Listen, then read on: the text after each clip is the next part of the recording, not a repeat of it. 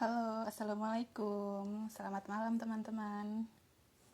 Selamat bergabung di Visio Satnaik kali ini. Jadi kalau yang belum kenal tentang Visio Satnaik itu apa? Jadi Visio Satnaik itu adalah sebuah program yang dijalankan oleh SPSS.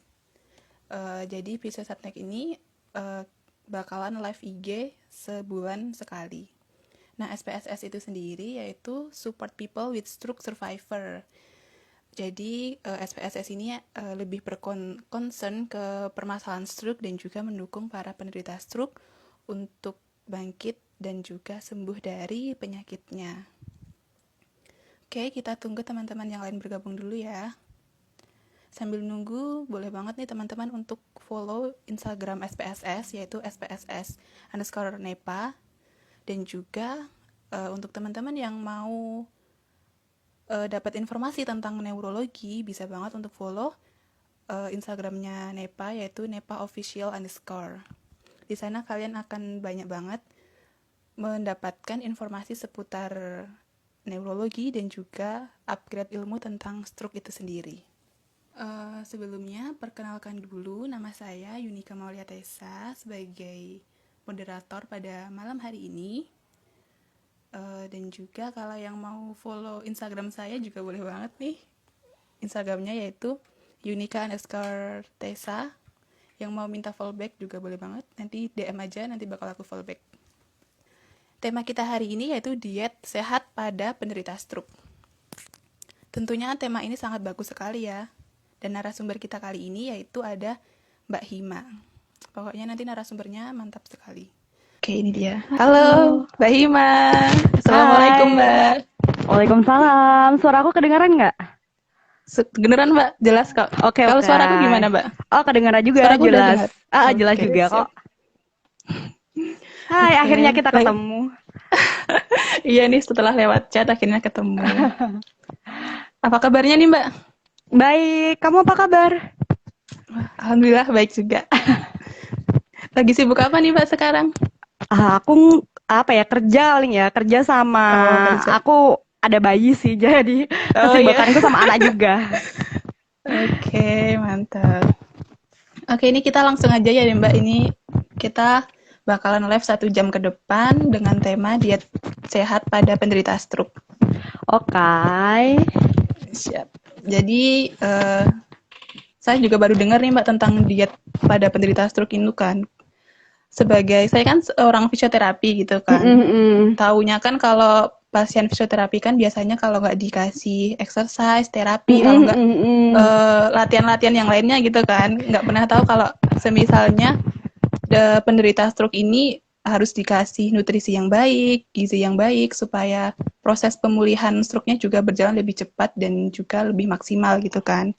Nah, tapi sebelum kita menggali tentang diet sehat pada penderita stroke ini lebih dalam, boleh nih Mbak dijelaskan tentang arti diet itu sendiri. Kan sepengetahuanku dan juga mungkin sebagian teman-teman gitu ya Mbak, kalau dengar masalah diet itu kan, itu mengarahnya tentang penurunan berat badan ya Mbak mestinya. Tentang kayak orang-orang yang obesitas ataupun yang Yang berat mau badannya berlebih gitu yang mau kan. ramping gitu ya. Mesti kan tujuannya buat menurunkan berat badan supaya lebih ideal gitu kan. Mm-mm. Nah, itu tuh apakah ada arti lain tentang diet itu sendiri gitu, Mbak? Apakah atau memang itu artinya atau bagaimana, Mbak? Oke, sebelumnya Assalamualaikum warahmatullahi wabarakatuh. Waalaikumsalam warahmatullahi wabarakatuh. Ya, salam kenal semuanya. Mungkin teman-teman baru ketemu saya ini ya hari ini di Iya, acara betul. acara live Instagram bareng apa ini komunitas SPSS ya? SPSS, iya Mbak, Komunitas SPSS. SPSS. Ya, aku senang sekali sih diundang diundang diundang dalam apa komunitas ini bisa berbagi apa ya kayak sharing bareng kayak gitu. Apalagi kita masih profesi kita masih berdekatan. Oke. Betul.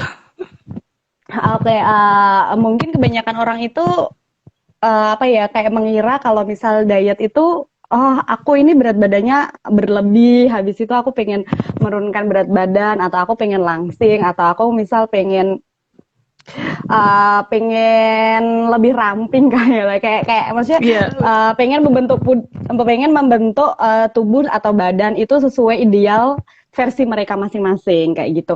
Padahal diet sendiri itu kan diartikan sebagai mengatur pola makan. Jadi ketika orang diet itu belum tentu mengarah ke penurunan berat badan, bisa menaikkan berat badan juga bisa, atau misal diet karena si orang ini menderita penyakit tertentu juga bisa.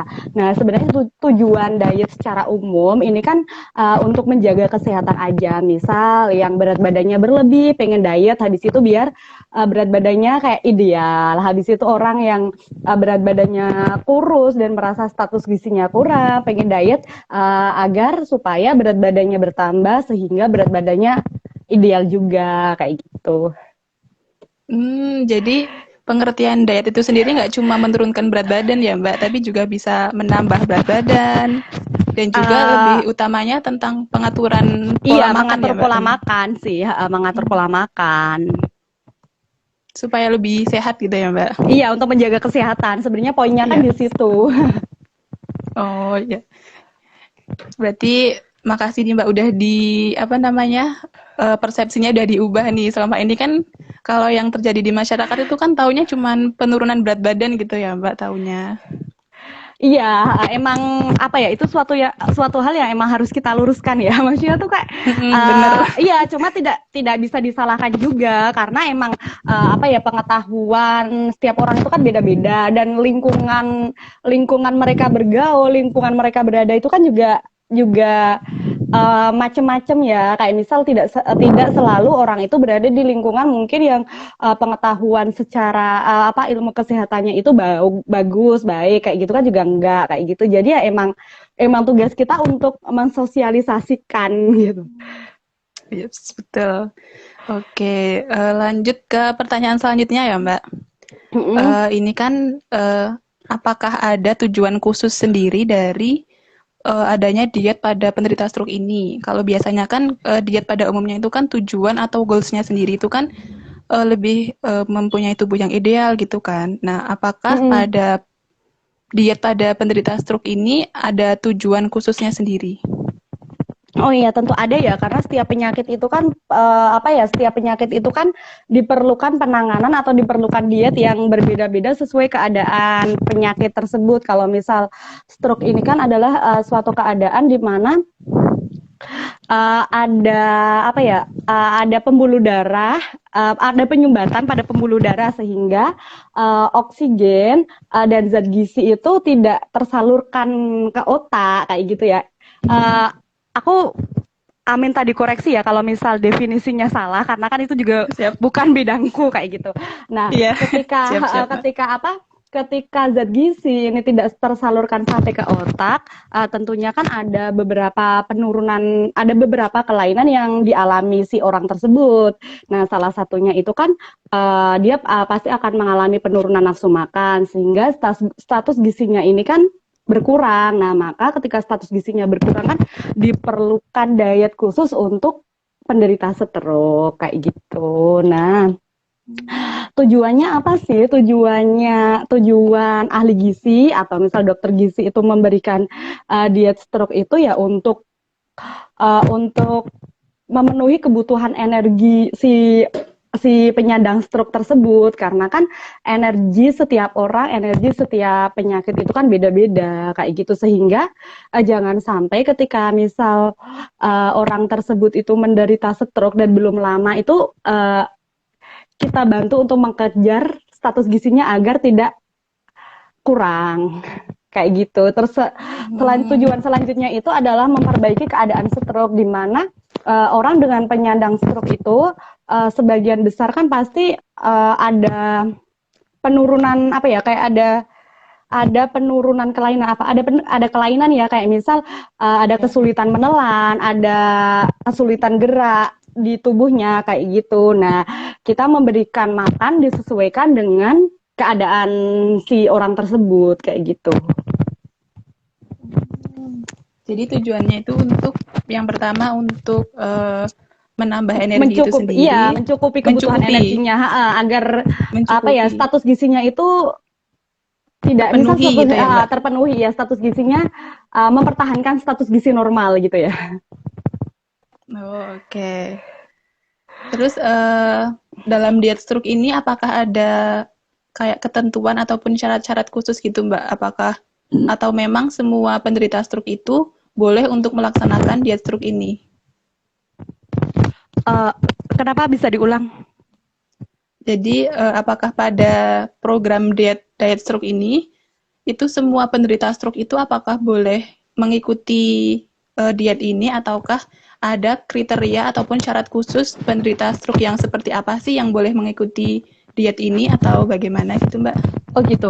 Kalau misal syarat secara umum sebenarnya untuk penderita stroke itu kan beda-beda ya tergantung keadaan pasiennya ya. Misal dia sudah komplikasi dengan gagal ginjal atau misal sudah komplikasi dengan DM memang harus diperlukan diet yang berbeda lagi. Cuma pada umumnya untuk syarat diet syarat diet pada orang stroke atau pada pasien stroke ini energinya emang harus tercukupi. Biasanya itu emang energi itu diberikan secara bertahap dari 1.100 sampai 1.500 dulu, kemudian bisa dinaikkan sesuai keadaan si pasien tersebut.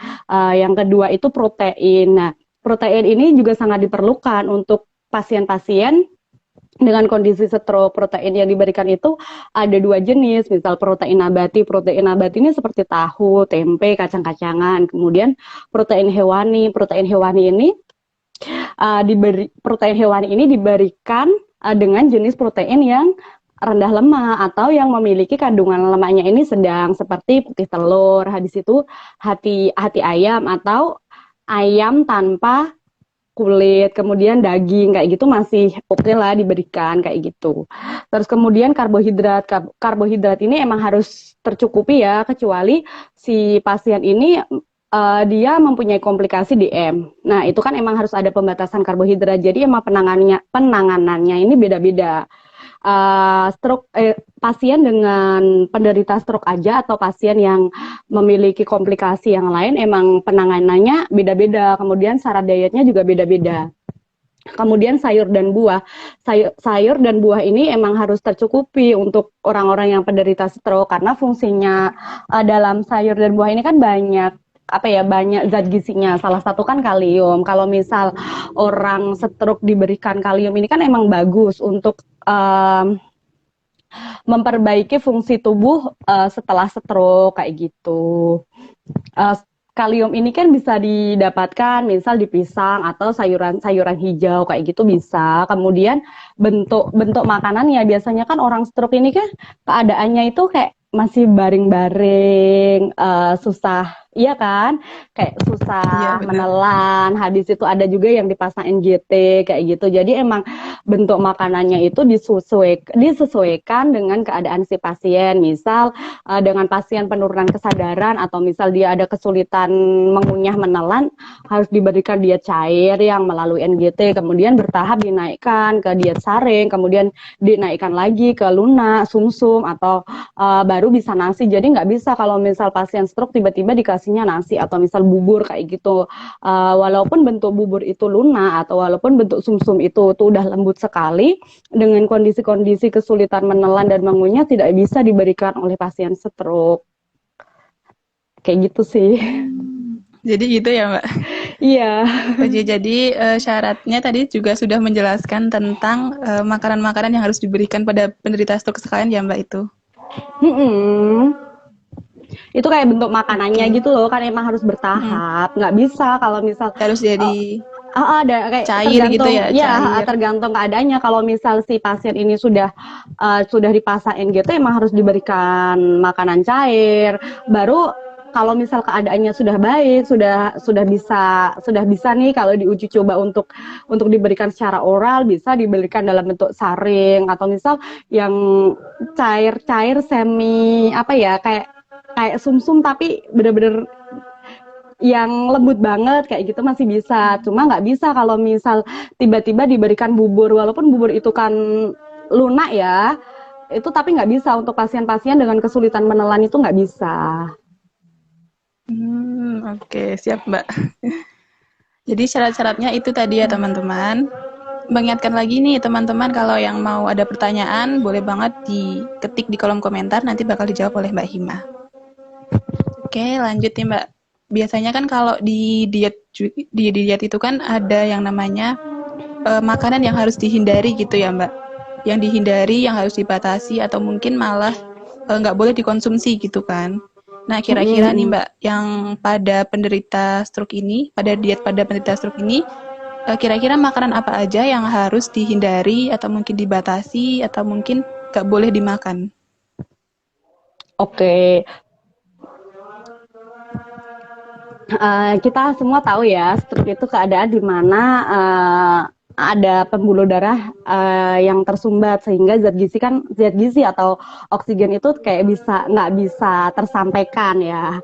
Nah, itu kan tersumbatnya itu bisa disebabkan karena kelebihan kolesterol, bisa karena hipertensi ya.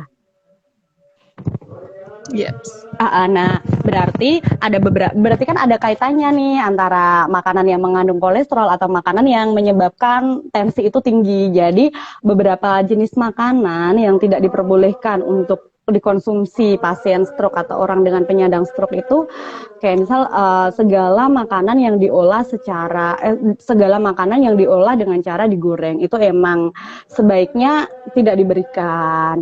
Kemudian segala makanan yang mengandung santan kayak gitu kan emang santan yang berlebih kayak gitu kan emang kurang disarankan juga untuk pasien-pasien penderita stroke. Kemudian kayak misal kondisinya sudah parah kayak gitu kok diberikan makanan dalam bentuk biasa juga emang kurang disarankan juga kayak gitu. Tergantung kondisinya juga, cuma kalau misal emang tensinya juga tidak terkendali, maksudnya itu tensinya itu selalu tinggi, juga menghindari makan makanan yang mengandung tensi tinggi, mengandung natrium tinggi kayak misal makanan kalenga, makanan yang itu loh yang dijual kayak makanan kaleng kayak gitu kan natriumnya tinggi, itu yang juga instan juga gitu ya Mbak. itu kan Makanan natriumnya instan. tinggi ya, itu kan juga tidak direkomendasikan. Atau misal kulit apa ya kayak ayam tapi sama kulitnya itu kan kolesterolnya lumayan tinggi, itu juga kurang disarankan. Kayak Padahal gitu. enak gitu Mbak.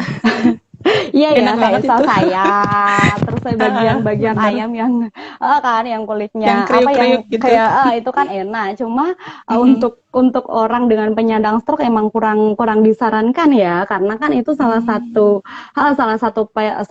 penyebab stroke kan karena terlalu berlebihan konsumsi makanan yang menyebabkan hipertensi sama makanan yang tinggi kalori, tinggi lemak kayak gitu. Oke. Jadi nggak boleh mengkonsumsi makanan yang digoreng, terus yang bersantan juga. Iya. Sama tadi yang apalagi Mbak pemicu tensinya tinggi gitu loh, pemicu naiknya tensi tinggi. Kayak gitu, pemicu naiknya kadar kolesterol kayak gitu emang kurang disarankan.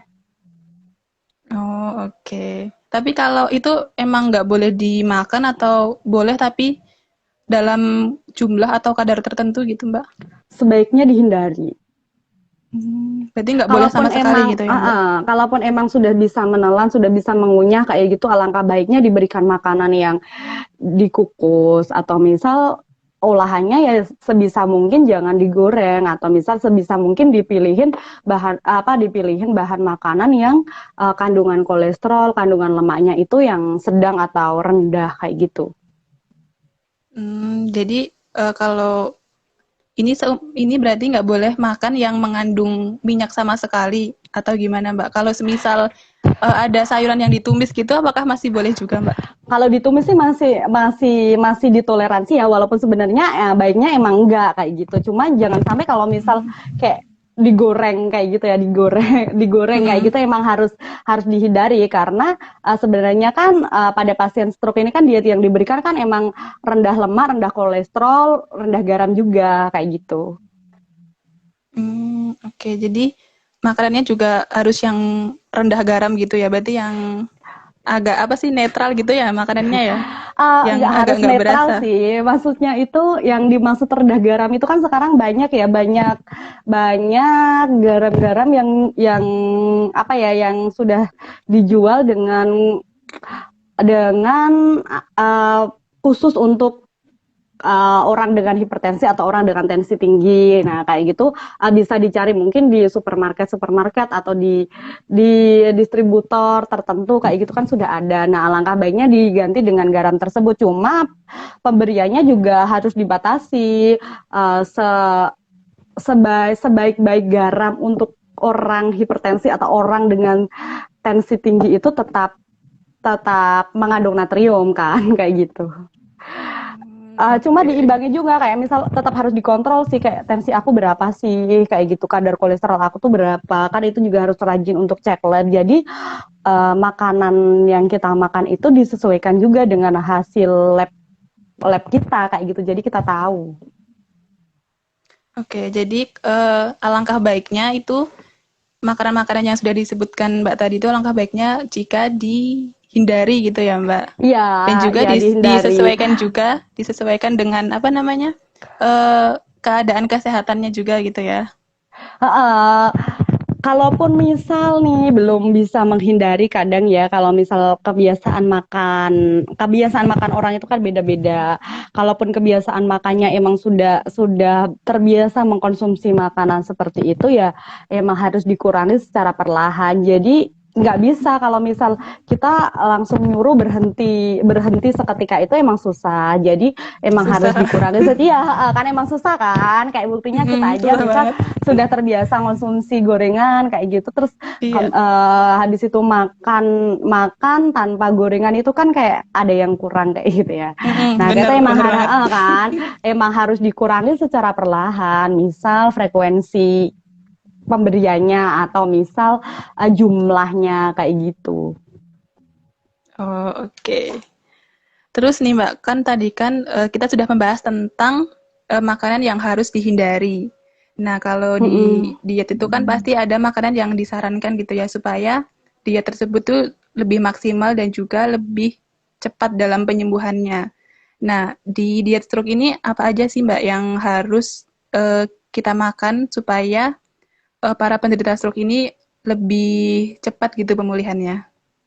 Oh gitu, ya itu yang pertama tetap tergantung keadaan pasien ya. Kalau misal tadi pasiennya dengan kesulitan menelan mengunyah kayak gitu, emang harus diberikan diet cair. Nah dengan diet cair ini kan emang harus dikonsulkan khusus gitu loh sama ahli gizi ya. Cuma kalau misal secara umum pasien-pasien dengan stroke yang masih bisa menelan, masih bisa mengkonsumsi makanan biasa kayak gitu, harus tercukupi juga sayuran sama buahnya, karena dalam sayuran sama buah ini kan mengandung magnesium, mengandung kalium ya. Tadi kan juga aku udah jelasin kalau kalium ini tuh mempunyai fungsi yang bagus untuk memperbaiki fungsi tubuh pada saat pasien ini stroke kayak gitu. Dan kalium itu kan banyak terdapat di sayuran hijau, sama contohnya kalau misal buah ada di pisang, ada di alpukat kayak gitu. Oke. Jadi lebih banyak mengkonsumsi sayuran dan juga buah-buahan ya Mbak ya? Iya, cuma juga proteinnya juga harus terpenuhi. Proteinnya bisa dari 2 jenis, protein nabati dan protein hewani. Nah, protein hewaninya ini kan harus yang rendah lemak sama yang memiliki kandungan lemaknya ini sedang kayak gitu. Rendah lemak misal contohnya kan putih telur, atau misal yang memiliki kandungan lemaknya sedang ini contohnya daging sapi kayak gitu, atau hati ayam kayak gitu kan masuk dalam kategori bahan-bahan makanan yang mempunyai kandungan lemak sedang kayak gitu. Sedangkan untuk protein nabatinya kan bisa dari kacang-kacangan, bisa dari tahu, tempe. Cuma cara pengolahannya ya kalau bisa sebisa mungkin jangan digoreng atau jangan diolah dengan menggunakan minyak yang berlebih. Oh, oke Mbak. Nah, kalau di diet stroke ini apakah ada aturan-aturan khususnya gitu Mbak? Misalnya kalau di diet normalnya gitu ya Mbak, biasanya kan menghindari jam makan malam ataupun makannya itu sedikit-sedikit gitu kan. Nah, kalau di diet stroke ini apakah ada aturan atau program khususnya gitu Mbak? Atau setiap fase-fase stroke itu memang beda-beda sendiri gitu programnya? Sebenarnya beda-bedanya tergantung komplikasi dari penyakitnya ya. Cuma pada umumnya untuk pasien stroke itu bisa bisa diberikan makan porsi kecil atau sering, atau kalau misal yang dirawat di rumah sakit itu biasanya tetap diberikan tiga kali makan sehari ya. Misalnya kayak makan pagi, makan siang, makan malam, makan sore. Kalau kita kan makan sore, kemudian diberikan 2 kali snack kayak gitu. Oke, siap. Jadi Cuma kalau misal dia itu stroke tapi sudah ada kesulitan untuk menelan atau sudah pemasangan NGT kayak gitu, pemberiannya emang sudah beda lagi. Jadi bisa 6 kali sehari, bisa 8 kali sehari, tergantung jumlah dia cairnya, tergantung minuman cairnya atau makanan cair yang diberikan itu seberapa kayak gitu. jadi tetap beda-beda ya Mbak programnya. Yang fase stroke itu memang memiliki program dietnya itu memang beda-beda, nggak bisa disamaratakan gitu ya. Iya, tergantung komplikasinya juga kan. Kadang kan ada nih stroke tapi dia sudah ada penurunan fungsi ginjal, atau stroke dia sudah komplikasi dengan penyakit DM kayak gitu. Emang itu harus ditambahi syarat diet khusus sesuai dengan penyakit penyertanya. Oke. Lanjut nih Mbak ke pertanyaan selanjutnya. Pada nikah bentar Mbak, kalau pada orang sakit gitu ya, orang sakit kan biasanya tuh nafsu makannya itu kan berkurang. Nah di stroke ini kan termasuk sakit gitu ya, apalagi kalau yang disebutkan Mbak tadi nih, yang tentang makanan-makanan yang harus dihindari itu kan enak-enak gitu ya. Nah itu tuh merupakan makanan yang disukai para penderita stroke gitu kan. Nah, itu kan pasti lebih nggak mau makan lagi tuh penderita stroke-nya. Nah, kira-kira ada tips nggak nih Mbak buat meningkatkan nafsu makan para penderita stroke ini supaya gizi dan juga nutrisinya itu tercukupi? Kalau misal sebenarnya tuh yang terpenting ya, kalau misal orang ini sudah sakit ya, apalagi stroke itu kadang itu kan orang dengan misal orang sudah menderita stroke tuh kayak butuh penerimaan khusus ya. Ya kan, butuh penerimaan khusus ya. Nah, dukungan keluarga ini juga sangat penting. Kalau misal dari sisi ahli gizi itu kan emang diperlukan yang namanya edukasi. Jadi untuk semua pasien stroke emang wajib diedukasi ya. Kalau misal keadaannya itu emang sudah seperti ini, jadi makanan yang diberikan itu atau makanan yang dikonsumsi itu baiknya emang makanan dengan jenis-jenis seperti tadi. Cuma dukungan keluarga ini sangat penting kayak gitu, karena mereka itu sudah mempunyai sudah butuh penerimaan karena sakitnya tersebut, kemudian masih banyak larangan yang harus mereka hindari. Jadi emang diperlukan motivasi, diperlukan edukasi, diperlukan dukungan keluarga kayak gitu. Jadi lebih ke dukungan gitu ya Mbak? Kalau misal cara menaik ya maksudnya kayak ya emang harus makan untuk mempertahankan status gizi kayak gitu, emang butuh butuh pengertian, maksudnya butuh kesadaran juga kayak gitu loh, dan butuh kemauan ya. Kalau misal mau sembuh ya emang harus seperti itu kan, walaupun dari sisi gizi itu tidak sepenuhnya langsung bisa menyembuhkan, karena kan harus berkolaborasi dengan nakes lain kayak fisioterapi, kayak dokter DPJP, kayak perawatnya yang sering menanganin juga kayak gitu. Oke, jadi gitu ya teman-teman, tipsnya bisa dibagikan nih sama tetangga ataupun keluarga ataupun saudara yang mengalami stroke. Ini tipsnya bisa dibagikan. Jadi lebih memberikan semangat gitu ya Mbak ke Iya, dukungan keluarga, motivasi makan kayak gitu emang penting kan. Iya, bener. Oke, mengingatkan lagi kepada teman-teman supaya kalau ada pertanyaan langsung tulis di kolom chat ya. Karena kita live IG-nya cuma 1 jam, jadi bisa langsung ditulis di kolom komentar. Oke, ini udah ada masuk beberapa pertanyaan nih Mbak. Tessa bacakan ya Mbak? Iya, boleh. Dari atas. Oh. Dari atas mana sih? Dari, bentar Mbak, lagi dicari. Bentar ya Mbak. Meteoris. Oke, ini ada dari Radiannya Minar. Ini mau bertanya, beberapa prinsip diet stroke yang ada menghindari sayuran bergas. Nah, selain alasan menghindari meteorismus, ada alasan lainnya nggak nih, Mbak? Oh iya. Ini sebenarnya dia tuh yang bertanya sudah tahu nih jawabannya pasti. Karena dia juga ahli gizi. Menguji Mbak lagi nih. Iya. Menguji nih. Apa ya, kayak makanan bergas itu kan emang menyebabkan rasa tidak nyaman ya di perut ya. Nah, kalau misal stroke itu kan dia sudah apa ya, sudah tidak nyaman dengan sakitnya itu, sudah banyak mempunyai rasa apa ya, kayak nggak nyaman dengan nggak nyaman kan, misal orang dengan stroke itu kan sudah nggak nyaman, apalagi dengan memberikan makanan bergas yang dapat menyebabkan rasa tidak nyaman juga di perut, kayak dapat menyebabkan misal kayak kembung dan lain sebagainya, apalagi misal dia itu udah stroke tapi dia ada riwayat asam lambungnya pernah tinggi atau ada riwayat penyakit mah, kayak gitu emang harusnya tidak diberikan makanan atau misal sayuran yang mempunyai kandungan yang bergas, kayak misal kol, brokoli kayak gitu, emang baiknya tidak diberikan kayak gitu loh. Jadi maksud makanan bergas itu sendiri apa ya Mbak? Apakah memang gasnya banyak atau gimana sih Mbak pengertiannya? Makanan bergas itu kayak bukan yang gasnya banyak, cuma dia itu menyebabkan rasa yang tidak nyaman gitu loh di perut kayak gitu. Dan itu emang tidak disarankan untuk diberikan dengan orang-orang kondisi tertentu kayak gitu, bukan hanya di stroke sih. Oh, oke. Jadi sudah terjawab ya ini Radiannya Minar.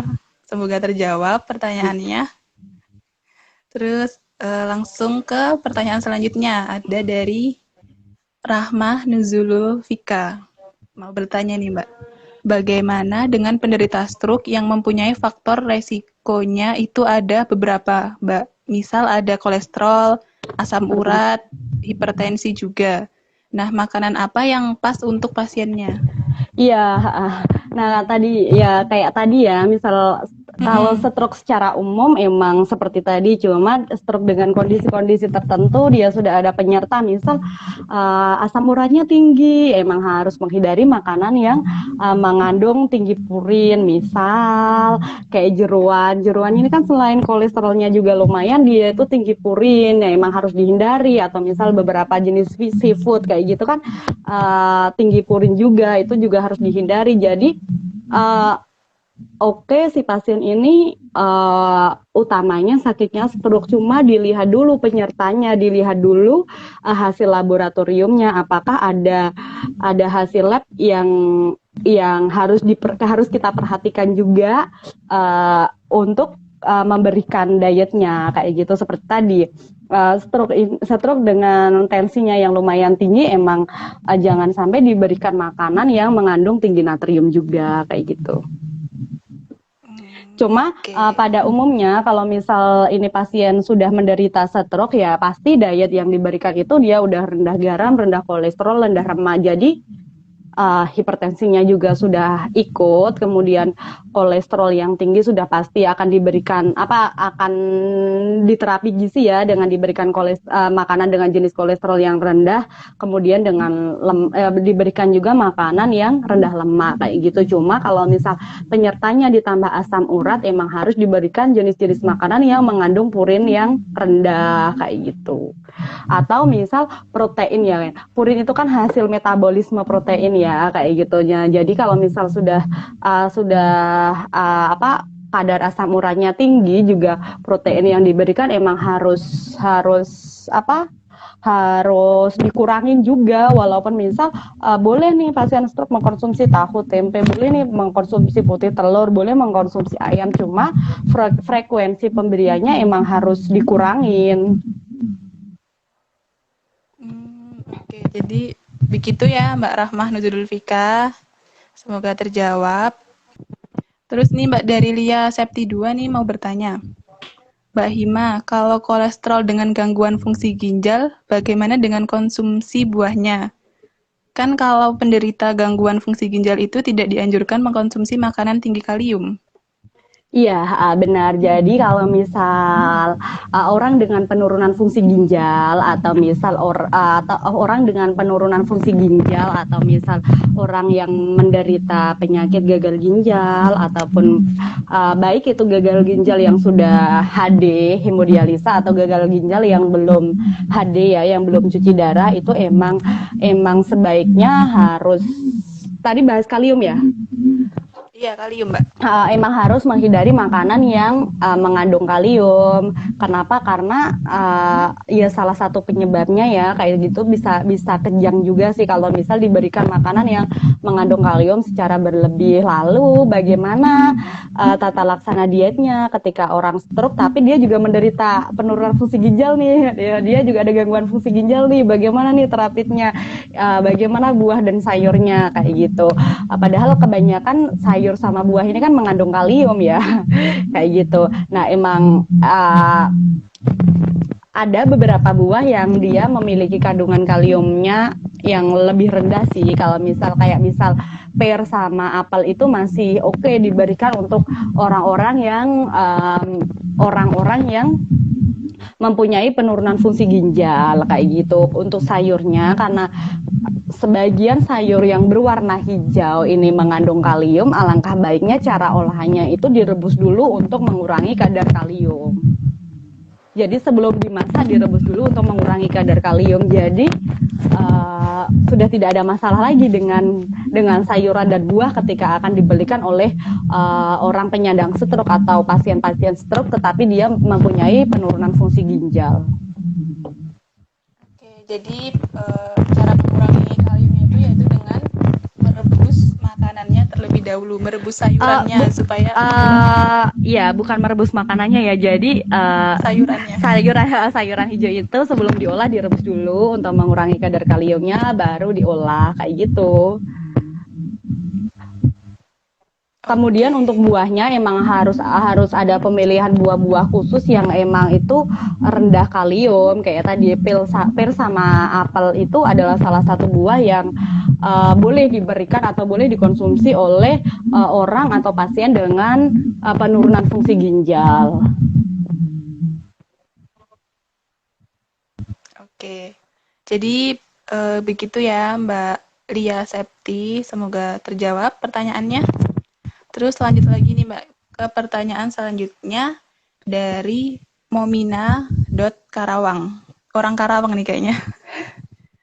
Permisi Kak, mau tanya, apa makanan yang bisa mendukung perbaikan sel saraf?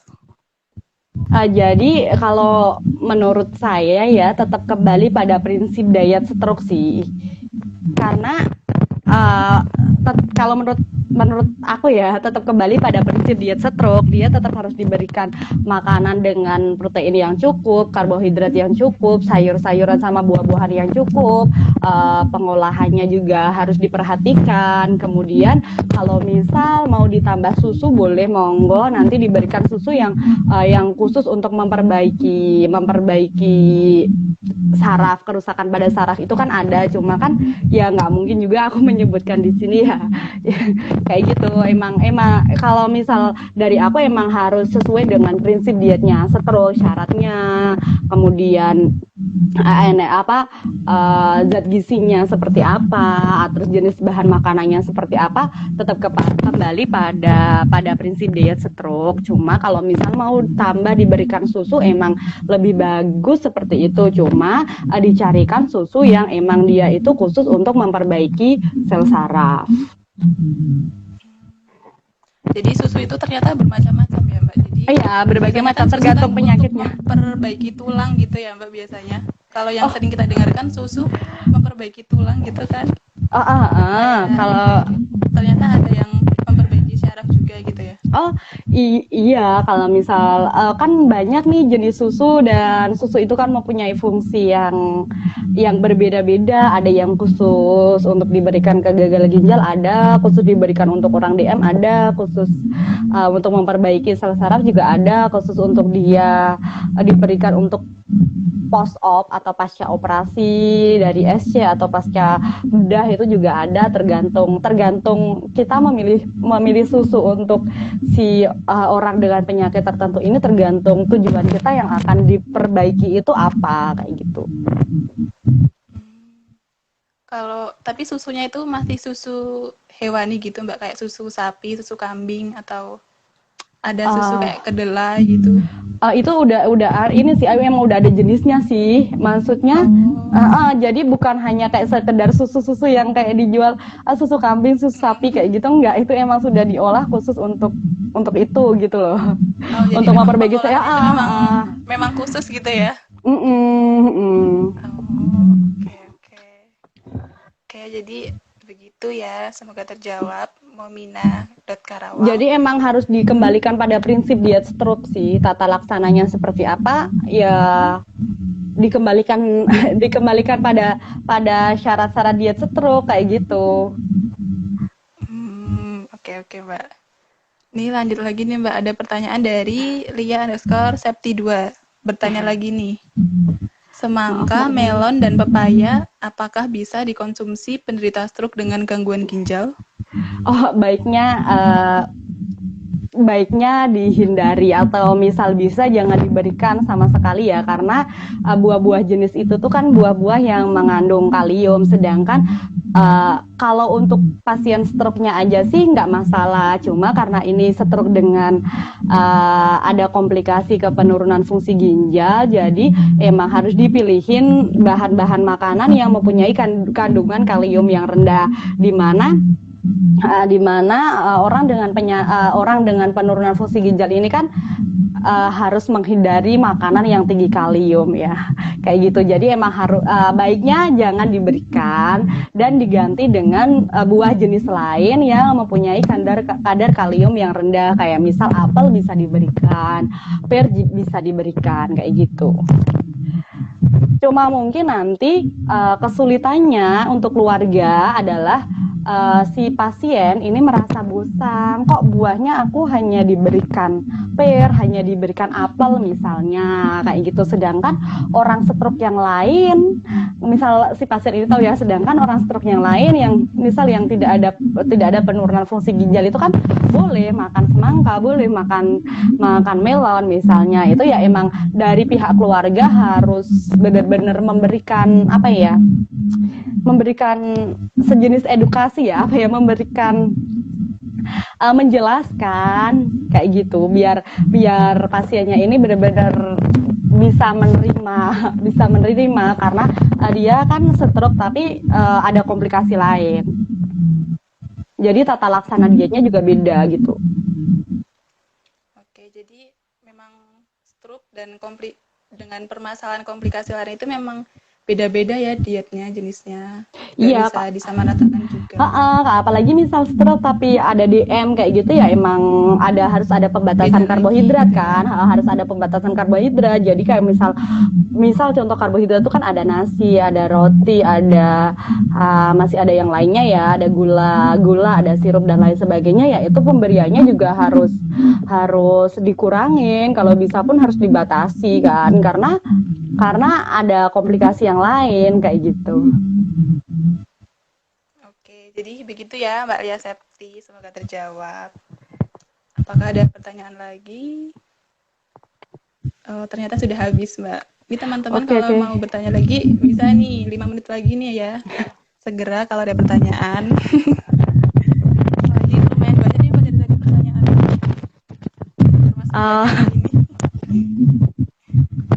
Kebanyakan yang ikut gitu ya, teman-temannya Mbak, apa gimana? Oh, enggak sih. Kayaknya macam-macam deh. Ada yang dari komunitas kamu juga. Maksudnya enggak selalu dari teman-temanku gitu. Ya, siap-siap. Kalau di di rumah sakit Mbak sendiri banyak nggak nih Mbak yang kayak sistemnya itu gimana sih Mbak? Jadi pasien itu dirujuk untuk minta kayak rekomendasi nutrisi atau memang emang sudah apa namanya paketannya gitu loh Mbak, udah Oh kayak gitu. oh dia penderita stroke jadi kayak kamu makan ini atau pasiennya itu datang sendiri ke apa namanya ke unitnya Mbak gitu. Oh, kalau datang sendiri tentu enggak ya, karena kan jadi kalau misal ada pasien stroke kayak gitu kan ahli gizi pasti kunjungan ya, melihat diagnosanya itu apa kayak gitu. Sebelum ahli gizi kunjungan kan pasti dari DPJP apa dokter penanggung jawabnya itu kan pasti sudah ngasih terapi khusus ya, kayak gitu. Nah nanti ketika ahli gizi kunjungan, oh tahu nih pasiennya stroke, kita lihat nih hasil laboratoriumnya seperti apa, apakah uh, kolesterolnya berapa, kemudian misal dilihat GDS-nya, ureum kreatinin, misal takutnya si pasien ini ada komplikasi lain ya, kemudian dilihat nih fisik kliniknya, tensinya berapa, suhunya berapa, baru kita bisa menentukan dietnya sama tata laksana dietnya seperti apa. Jadi nggak bisa hanya kita ini pasien stroke kemudian kita kasih diet rendah garam, rendah kolesterol, rendah lemak kayak gitu, nggak bisa.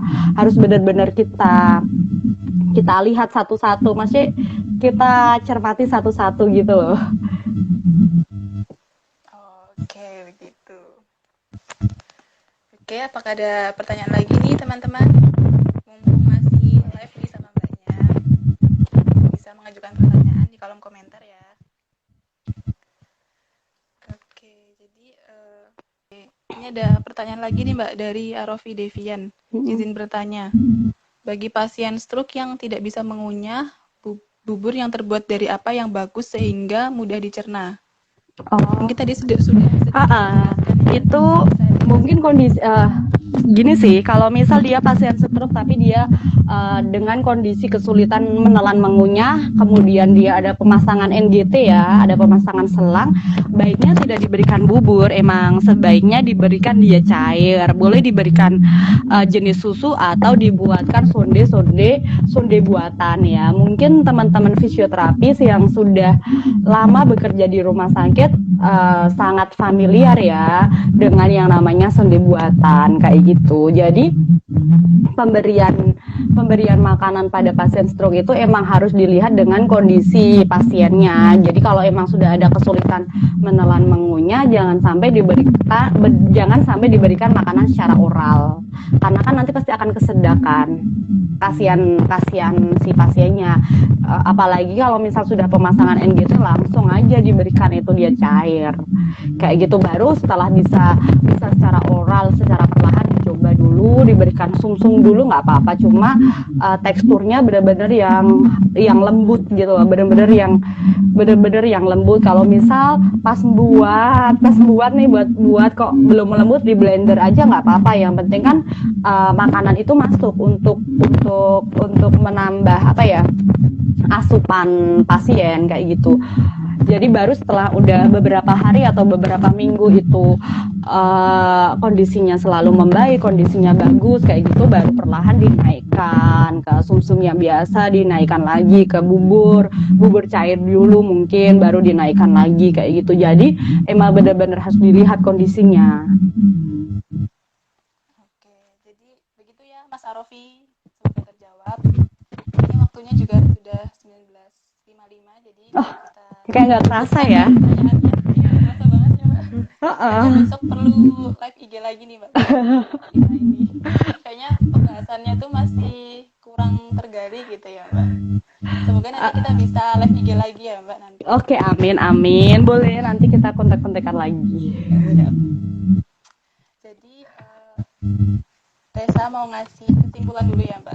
Boleh. Jadi para penderita stroke itu nggak cuma membutuhkan tentang exercise, latihan ataupun terapi-terapi lainnya, tapi juga butuh juga nutrisi dan juga makanan yang sehat. Dan juga salah satunya dengan melaksanakan program diet ini. Seperti yang dijelaskan tadi, program diet itu bukan hanya tentang penurunan berat badan gitu ya, tapi juga lebih ke mengatur pola makan gitu ya. Jadi biar lebih semakin sehat lagi, dan juga diet stroke ini harus juga diperhatikan. Ada tadi sudah disebutkan ada tentang syarat-syaratnya, terus juga tujuannya, terus ada makanan yang harus dihindari, dan juga ada makanan yang harus diberikan supaya proses penyembuhan stroke sendiri bisa berjalan secara maksimal dan juga lebih cepat tentunya. Begitu ya Mbak, apa ada tambahan lagi mungkin Mbak? Cukup sih dari aku, tadi sudah aku sampaikan semuanya, iya. Oke. Oke, jadi begitu ya teman-teman. Terima kasih juga kepada Mbak Hima yang telah meluangkan waktunya dan sharing bareng kita semua di sini, berbagi ilmunya. Semoga bermanfaat bagi teman-teman. Dan juga mengucapkan terima kasih juga nih kepada teman-teman yang sudah bergabung dalam live IG kali ini. Nantikan live IG selanjutnya. Pokoknya pantau terus di IG SPSS NEPA. Di sana ada informasi seputar stroke juga, dan juga kalau yang mau informasi tentang neurologi bisa juga follow Instagram NEPA juga.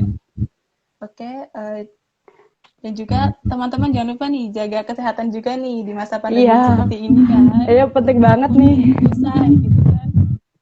Penting banget untuk menerapkan protokol 3M-nya. Jangan lupa mencuci tangan, menjaga jarak, dan memakai masker, gitu kan.